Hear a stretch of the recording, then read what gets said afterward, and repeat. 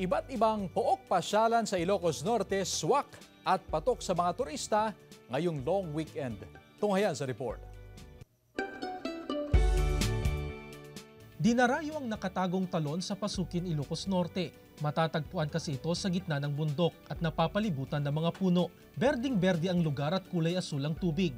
Ayon sa mga residente, tinawag nila itong Kalitungan Falls. Marami umano ang nagpupunta sa lugar dahil sa kakaibang ganda nito. May mga bato na tila hagdan na pwedeng akyatin at mag-dive sa talon. Malamig ang lugar at swak na pasyalan ngayong long weekend. Patok din na pasyalan ang Kaangrian Falls sa Burgos, Ilocos Norte. Malaparaiso ang ganda ng falls.